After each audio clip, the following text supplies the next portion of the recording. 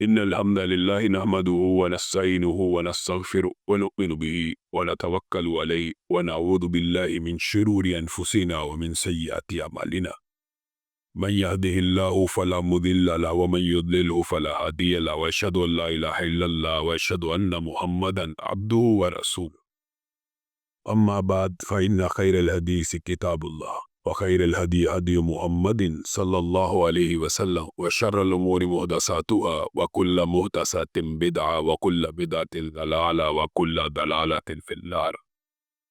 أعوذ بالله من الشيطان الرجيم. لقد كان لكم في رسول الله أسوة.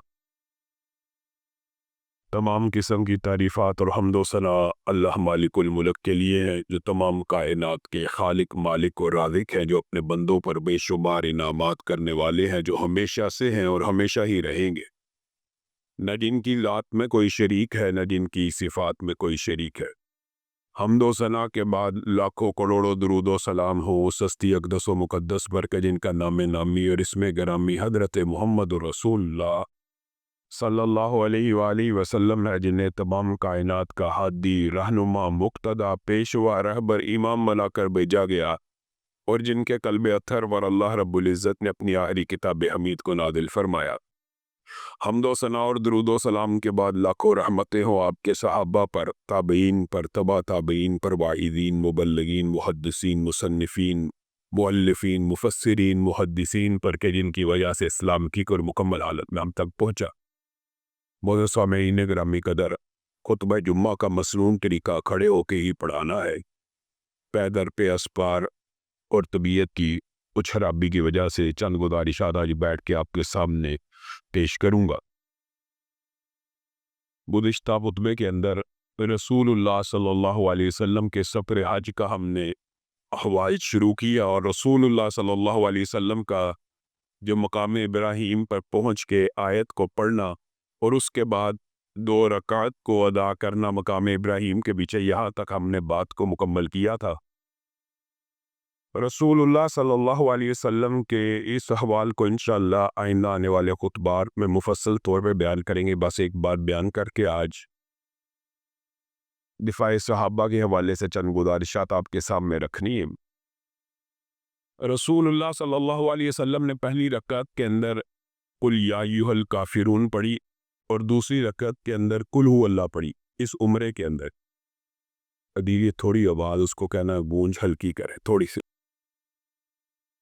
اور یاد رکھیے رسول اللہ صلی اللہ علیہ وسلم نے یہ جو 2 سورتیں پڑھی، ان میں سے ہر ایک سورت کے الگ سے فضائل اور مناقب بھی ہے، لیکن اب رہتی دنیا تک، قیامت تک، مقام ابراہیم پہ عمرے کے بعد جو 2 رکعت ادا کرے گا، مسنون طریقے سے اس کو قل یا ایھا الکافرون اور قل ھو اللہ ہی پڑھنی پڑے گی۔ بعض لوگ جو سمجھتے ہیں یہ رسول اللہ صلی اللہ علیہ وسلم نے جو عمل کر دیا یہ ضروری نہیں تھا اس کی پیروی کرنا اور اس کی اتباع کرنا، حالانکہ صحیح حدیث اس بات کے اوپر دلالت کرتی ہیں کہ جس نے رسول اللہ کے مطابق وضو کیا اور رسول اللہ کے مطابق 2 رکعت کو ادا کیا، صرف 2 رکعت سنت کے مطابق ادا کی، تو وہ ایسے ہو جاتا ہے جیسے گویا آج ماں کے پیٹ سے پیدا ہوا۔ سنت کی اتنی اہمیت ہے۔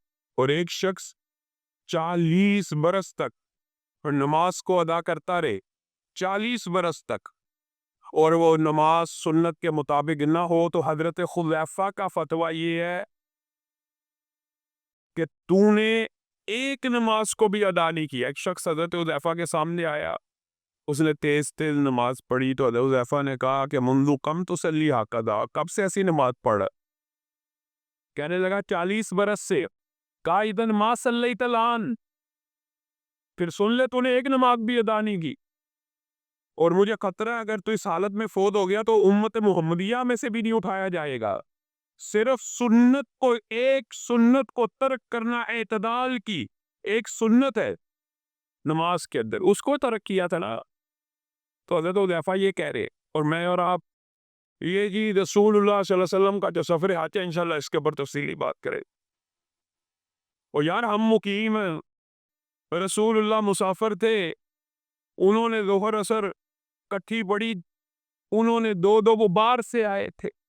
یہ باتیں रसूल अल्लाह को इल्म नहीं थी या मक्का वाले शामिल नहीं थे, ये हज की वजह से कसर नमाजें हैं।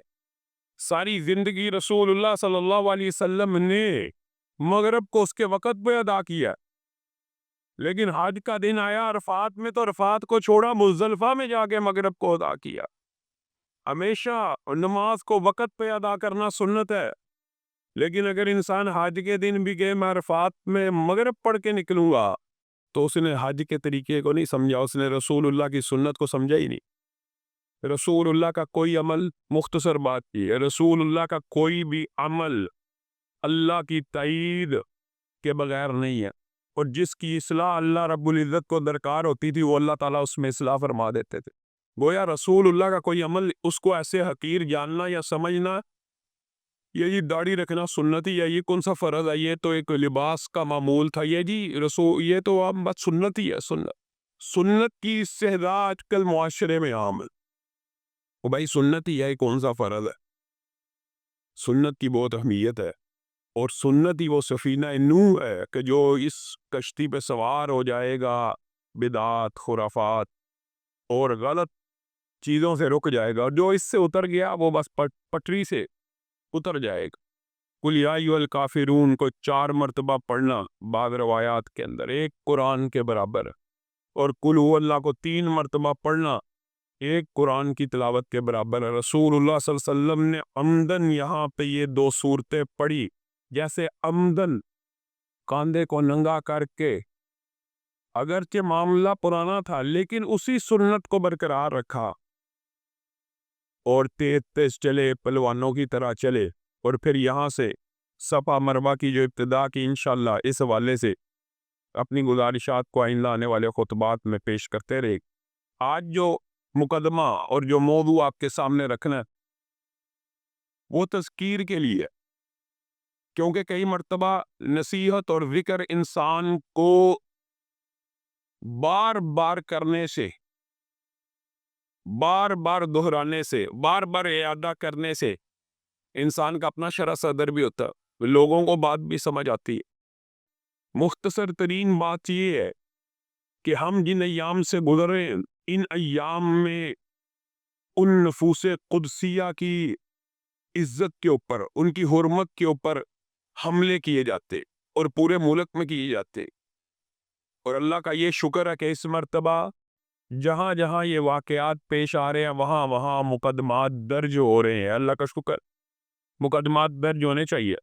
पिछले खुतबे में एक मदह का हेल मुकदमे के बारे में भी कहा कि हसासियत कई मरतबा ऐसी बढ़ जाती है कि अल उमर आयरन स्टोर नाम रखने के ऊपर भी मुकदमा दर्ज हो जाता है, और कई मरतबा ऐसी बेहिसी हो जाती है कि सैयदना उमर का पुतला भी जला दिया जाए तो मुकदमा एहतजाज के बगैर दर्ज नहीं होता। मैं आपके सामने एक बात रखना चाहता हूँ जो इमाम इब्न तैमिया ने भी रखी, जो मुहद्दिसीन ने समझाई।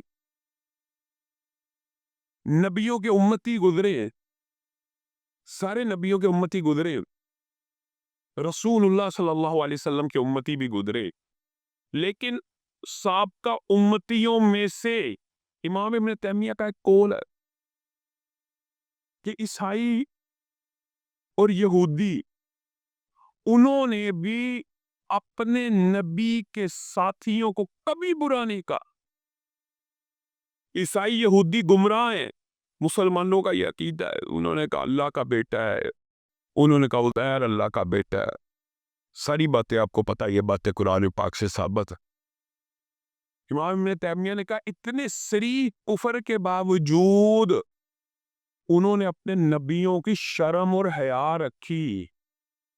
किसी यहूदी ने यह नहीं कहा कि मूसा का फलां साथी भी बुरा था, फलां साथी भी बुरा था। किसी ईसाई ने यह नहीं कहा ईसा का फलां साथी भी बुरा था और फलां साथी भी बुरा था। और फिर इमाम इब्न तैमिया ने कहा यह रवाफिज जो है, शीयों के अंदर एक गिरोह है जो सहाबा को बुरा भला कहता है, रवाफिज जो है ये यहूदियों और ईसाइयों से बदतर है इस लिहाज से कि जिस नबी का कलमा पढ़ा उसी के साथियों को बुरा कहना शुरू कर दिए। इन्ना लिल्लाहि व इन्ना इलैहि राजिऊन। हमारा मुआशरा क्या है? रसूलुल्लाह सल्लल्लाहु अलैहि वसल्लम ने इरशाद फरमाया, यह हदीस आपको याद होनी चाहिए और उम्मीद है याद होगी। जमीन की पुश्त के ऊपर دھرتی کے اوپر سب سے مقدس اور مطہر دلوں کو اللہ رب العزت نے عالم ارواح میں ٹٹولا. ابھی انسانوں کو پیدا نہیں کیا، ابھی مخلوقات کو پیدا نہیں کیا، لیکن جو پیدا کرنے تھے ان میں سے سب سے مقدس اور مطہر دلوں کو ٹٹولا، جن کو سب سے افضل پایا، ان کے سروں پہ نبوت کے تاجوں کو سجا دیا. اور ان دلوں میں جو سب سے پکیزہ تھا، جو سب سے افضل تھا، جو سب سے طاہر تھا، جو سب سے مطہر تھا، جو سب سے اولا تھا، اس کے سر کے اوپر ختم نبوت کے تاج کو سجا دیا، رسول اللہ کا انتخاب کر لیا. یہ حدیث یہاں پہ ختم ہو جائے تو رسول اللہ کی عظمت کو کافی ہے، لیکن کہا پھر نبیوں کے بعد مخلوقات اور انسانوں میں سے سب سے افضل دلوں کو ٹٹولا، سب سے زیادہ متقی اور پرہیزگار دلوں کو ٹٹولا، اور جو دل پائے ان کو اس ختم نبوت کے تاج والوں کا ساتھی بنا دیا. کسی کو وزیر بنا دیا، کسی کو مشیر بنا دیا، کسی کو سسرالی رشتہ دار بنا دیا. نبیوں کے بعد سب سے بڑی کلاس، ہر امت میں سے ساری امتوں کو بھی جمع کر لیں تو حضرت محمد رسول اللہ صلی اللہ علیہ وسلم کے اصحاب کی ہے. آپ جتنی مرضی محنت کریں، آپ ہم محنت کرنے کے لیے، انسان کو اللہ تعالیٰ نے پیدا ہی محنت کے لیے پیدا کیا. اگرچہ انسان تھک جاتا ہے، لیکن حقیقت یہ ہے کہ اللہ کی عبادت کا حق تو ہر سانس میں الحمدللہ سبحان اللہ کہنے سے بھی ادا نہیں ہوتا. میں اور آپ صبح سے لے کے رات تک سبحان اللہ کہتے ہیں، ہم اللہ کے قریب تو ہو جائیں گے، ولی اللہ تو بن سکتے ہیں، اللہ کے دوست تو بن سکتے ہیں، لیکن اللہ کی قسم، کسب کے اعتبار سے، محنت کے اعتبار سے جتنی مرضی سٹرگل اور محنت کر لے، کوئی شخص نہ نبی بن سکتا ہے نہ صحابی بن سکتا ہے. اس کی وجہ یہ ہے کہ یہ منصب اللہ تعالیٰ نے قسمی طور پہ عنایت نہیں کیا، یہ اللہ تعالیٰ نے ودیت فرمایا، اللہ نے چنا. اور یہ قرآن کی آیات ہے، یہ بڑا لمبا طویل موضوع ہے کہ ان کے دلوں کو اللہ تعالیٰ نے تقوی کے لیے ٹٹولا اور ان کو اس لیے صحابی بنایا. یہ متقی ہیں، یہ جو نبیوں کی کلاس ہے وہ صحابہ سے اعلیٰ ہے. اس کی وجوہات یہ ہیں کہ ان سے جبریل امین کلام فرماتے، ان سے اللہ کا فرشتہ براہ راست کلام کرتا ہے اور اللہ کا پیغام آتا ہے. اور وہ کلاس اس لیے اعلیٰ ہے کہ بالفرض کسی نبی سے کوئی خطا ہونی بھی ہو، فرشتہ آ کے روک دیتا ہے. یہ اس وجہ سے اعلیٰ بھی ہے کہ یہ معصوم عن الخطا جو آپ سمجھتے ہیں، یہ ایک لمبا فقہی طویل باب ہے، لیکن معصوم عن الخطا کا جو راجح ترجمہ، جو راجح موقف ہے، وہ یہی ہے کہ نبی معصوم عن الخطا کیسے ہوتے ہیں کہ بالفرض کوئی اجتہادی خطا بھی کرنے لگے، فرشتہ آتا ہے، اصلاح کر دیتا، خطا ہونے ہی نہیں دیتا. کوئی ہلکا سا فیصلہ بھی اللہ رب العزت کی مرضی کے خلاف ہو یا اجتہاد کی نوعیت کے خلاف ہو، اللہ تعالیٰ آسمان سے وحی نازل فرماتے ہیں، لما تحرم ما احل اللہ لک عبس وتولی وغیرہ وغیرہ. یعنی اللہ تعالیٰ غلطی کرنے ہی نہیں دیتے، اس لیے ان کو معصوم عن الخطا بھی کہا جاتا ہے. اور یہ دوسری کلاس ہے.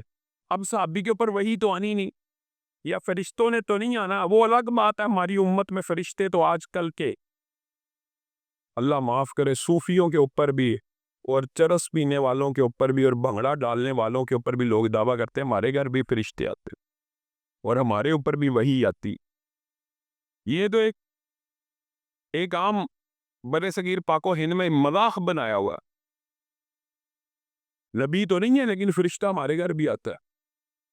حالانکہ نبی اور غیر نبی کا فرق ہی ہے وحی کا.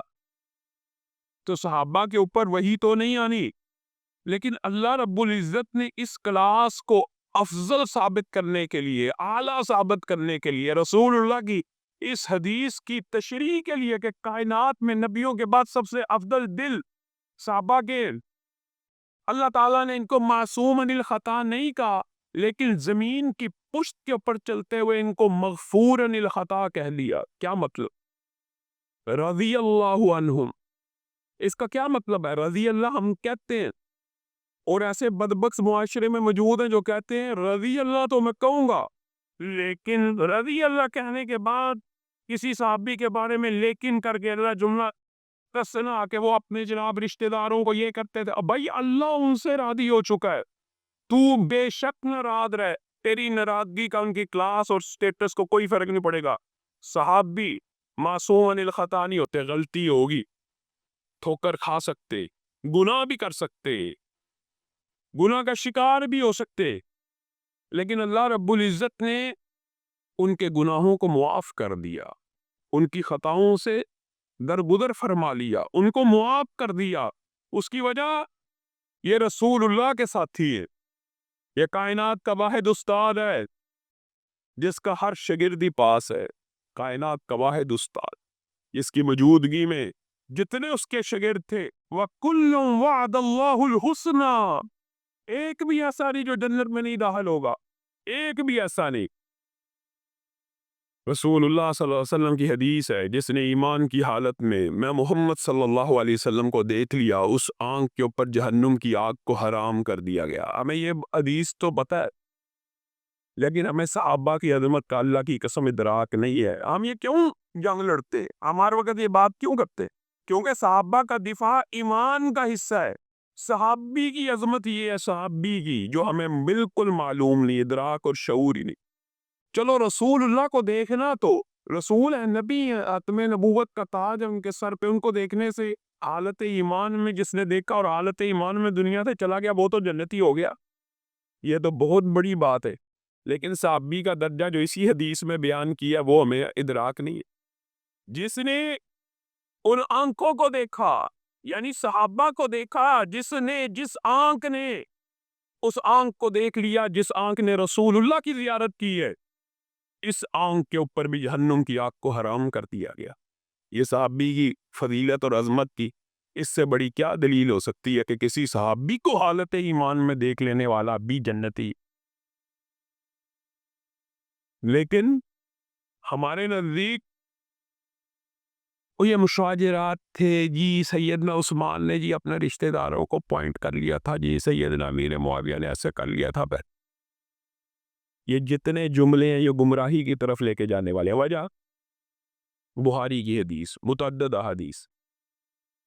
آپ اور میں نیکی کریں گے قبول ہوگی، اور بہت سی نیکیوں کا امت محمدیہ کے لیے بہت سے فوائد رسول اللہ صلی اللہ علیہ وسلم نے عطا کہ صحابہ کے بعد آنے والے امتیوں کو اپنا بھائی قرار دیا. اور رسول اللہ صلی اللہ علیہ وسلم نے اشتیاق ظاہر کیا کہ میں چاہتا ہوں اپنے بھائیوں کو دیکھوں. تو صحابہ نے کہا کہ ہم آپ کے بھائی نہیں، یعنی درد دل کے ساتھ آپ کن کی بات کرتے؟ کہا نہیں نہیں، تم تو میرے صحابہ ہو، میرے بھائی وہ ہیں جو تمہارے بعد آئیں گے، اور ان میں سے ہر ایک کی خواہش یہ ہوگی، اگر آپ کی اور میری خواہش یہ ہے تو ہم رسول اللہ کی اس خوشخبری کے مستحق ہیں. اللہ اکبر، کیسی بات رسول اللہ نے کی. اور آج امت محمدیہ کا ہر شخص جتنا مرضی بڑا گناہ گار ہو، میں سوچتا ہوں اس حدیث کے اوپر پورا اترتا نظر آتا ہے. رسول اللہ نے کہا وہ میرے بھائی وہ ہوں گے کہ جن کو صرف یہ معلوم ہو جائے کہ میں محمد صلی اللہ علیہ وسلم کا دیدار ہو جائے گا تو اپنا سارا مال صرف مجھے دیکھنے کے لیے خرچ کر دیں گے.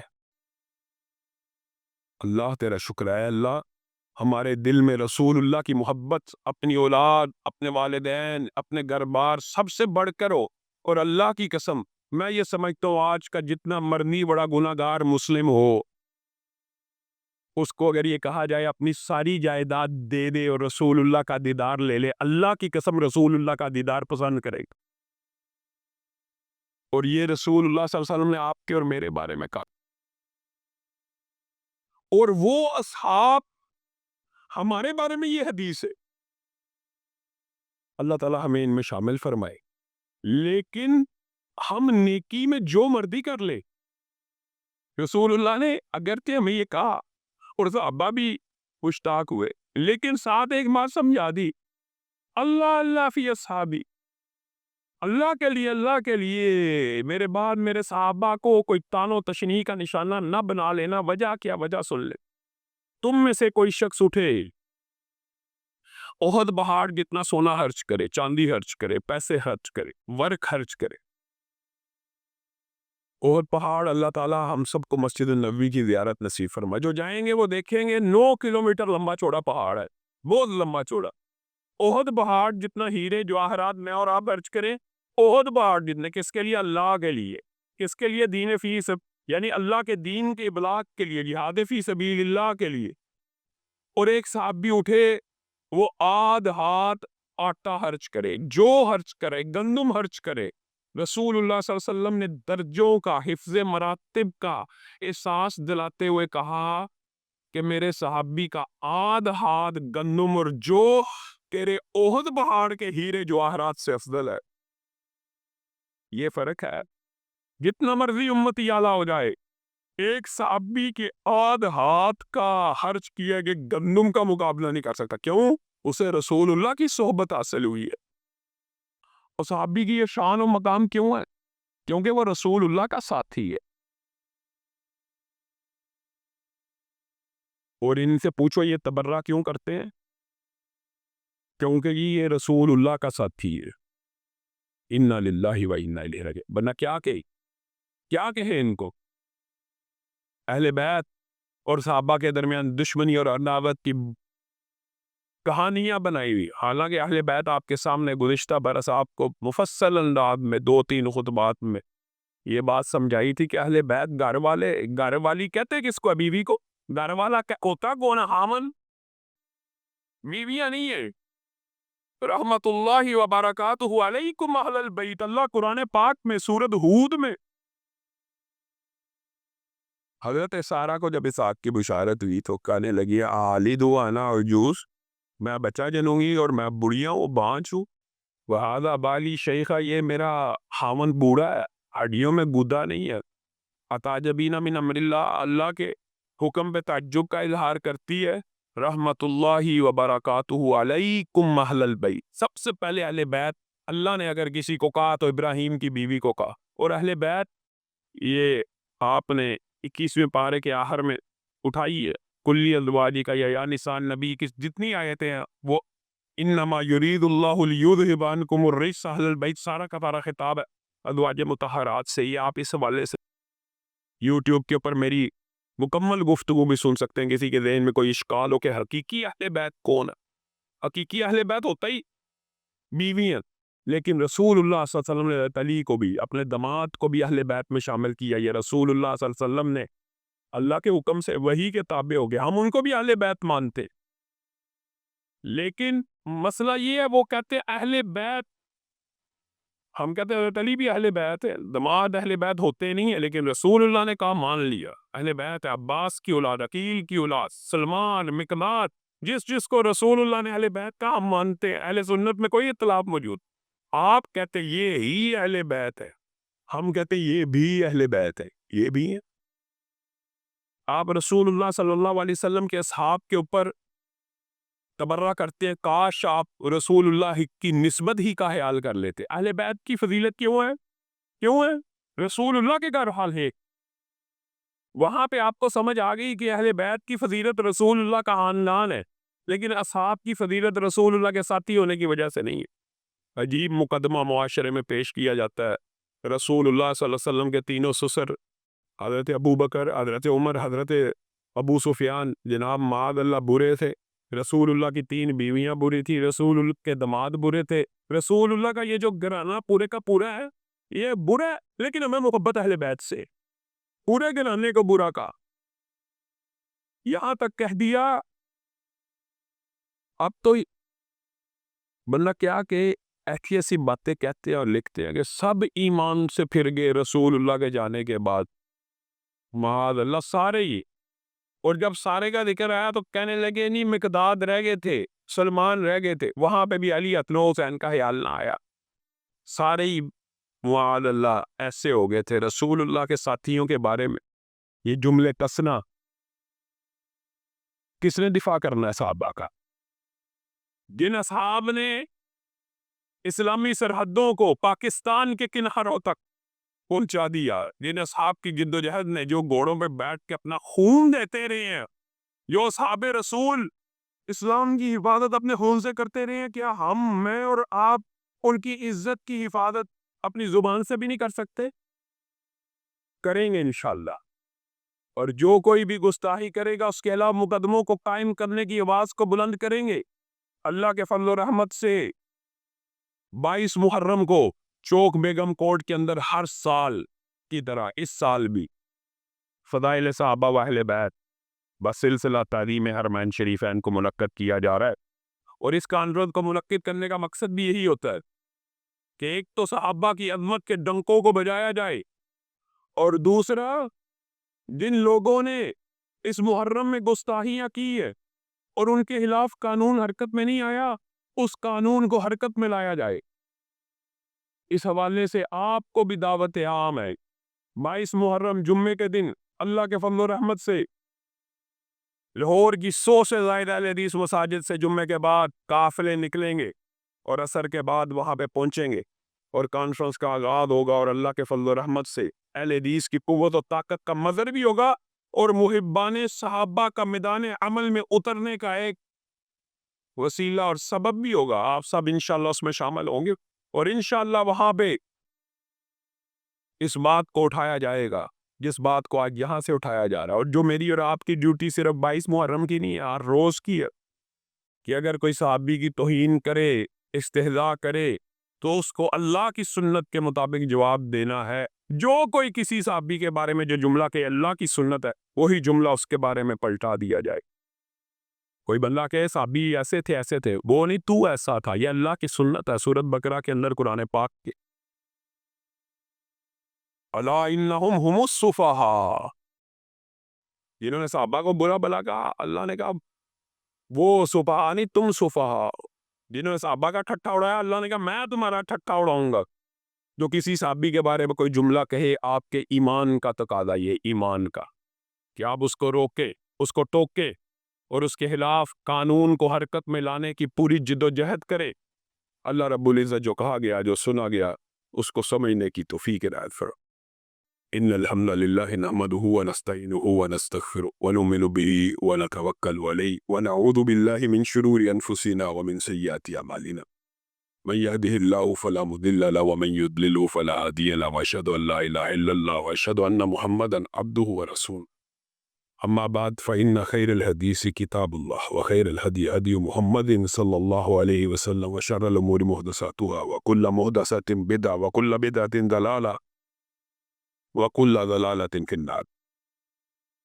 بہت سامعین گرامی قدر، آج آپ کے سامنے ایک نہایت اہم ایشو کے اوپر چند گزارشات کو رکھنا۔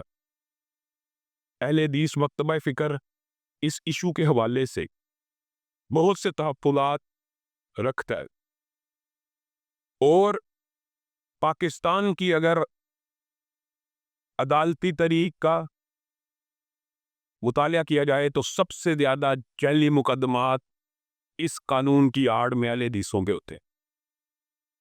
لیکن کیا کسی قانون کا غلط استعمال اس قانون کو کل عدم قرار دینے کے لیے کافی ہوتا ہے؟ یہ بات آج سمجھنے کی ضرورت ہے۔ توہین رسالت کے قانون کے حوالے سے معاشرے میں چہمگوئیاں آئے روز اس کو ختم کرنے کی کوشش اور اس کو ختم کرنے کی سازش ہوتی رہتی۔ میں نے سب سے پہلے اپنے مسلک کی، اپنے مکتبہ فکر کی بات کی کہ سب سے زیادہ جعلی مقدمات توہین رسالت کے اور توہین قرآن کے اہل حدیث پہ ہوتے۔ لیکن کیا یہ مقدمات اہل حدیث پہ ہونے کی وجہ سے میں یہاں سے یہ آواز بلند کروں کہ یہ قانون ختم ہو جائے؟ پورے معاشرے میں اگر قتل قتال بڑھ جائے، ڈکیتیاں بڑھ جائیں، اور میں کہوں کہ یہ جی بہت زیادہ قتل ہو رہا ہے، قتل کا جو قانون ہے ختم کر دیا جائے، یہ کوئی عقل کی بات ہے کہ آپ کہیں گے قتل کے حوالے سے قانون سخت کر دیا جائے؟ آپ یہی کہیں گے قانون سخت کر دیا جائے؟ ہمارے معاشرے میں توہین رسالت بڑھی ہے، فیس بک کے اوپر، سوشل میڈیا کے اوپر جج بھی مانتے ہیں کہ بڑھ رہی ہے۔ اس کا علاج کیا ہونا چاہیے کہ قانون کو سخت کیا جائے کہ نرم کیا جائے؟ نہیں، نرم کر دینا چاہیے، کیونکہ بڑھ رہی ہے، آپ نرم کر دو، اب یہ بات عام ہونے دو۔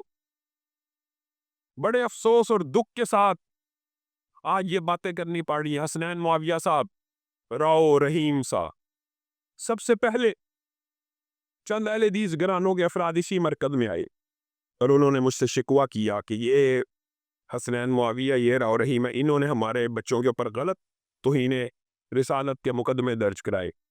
میں نے دونوں کو کال کی اور میں ان کا بھی شکریہ ادا کرتا ہوں، ایک کال کے اوپر بھاگے آئے، میرے سامنے جو کہہ رہے تھے کہ انہوں نے جعلی پرچے کرائے ہیں وہ بھی موجود ہیں اور جنہوں نے کروائے ہیں وہ بھی موجود تھے۔ تفصیل سے سنا، وہ اپنی بے گناہی کا ثبوت نہ دے سکے اور ان کے اوپر جو الزام لگایا یہ پیسے کی خاطر جعلی مقدمے درج کراتے ہیں وہ بھی ثابت نہ کر سکے، 1 روپیہ نہیں انہوں نے لیا۔ انہوں نے اس بات کو یہاں پہ ختم نہیں کیا بلکہ مجھے اس کمیشن کا سربراہ مقرر کیا کہ علامہ صاحب کوئی بندہ ہمارے بارے میں آپ کے پاس آ کے کہ ان 400 بچوں کے خلاف جو مقدمہ درج آ کے کہے کہ ہم نے غلط مقدمہ، آپ ہم سے ہر مقدمے کے بارے میں پوچھ سکتے ہیں، بلا سکتے ہیں۔ میں ان کو بلاتا رہا، پوچھتا رہا، انہوں نے مکمل تعاون کیا۔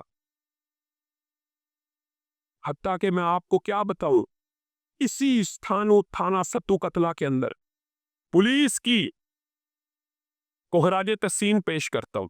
ایک ایس ایچ او صاحب تھے، ایک ڈی ایس پی صاحب ابھی بھی موجود ہیں، ایس ایچ او صاحب کا ٹرانسفر ہو، انہوں نے بھی ایک گینگ پکڑا ہماری شکایت کے اوپر، اور میں آپ کو بیان نہیں کر سکتا وہ کس قسم کے جرم کے مرتکب تھے۔ اس قرآن پاک نعوذ باللہ کے اوپر جو غلاظت انہوں نے پھینکی، ان کے ڈی این اے ٹیسٹ بھی پازیٹیو آ گئے، اور عدالت کا جج یہ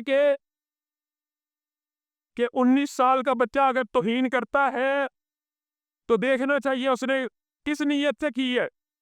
19 سال کا بچہ قتل کرے تب بھی نیت دیکھی جائے گی، زنا کرے، بدکاری کرے تب بھی یہ جج کومنٹس پاس کریں گے۔ معزز جج ہے، معزز عدلیہ ہے،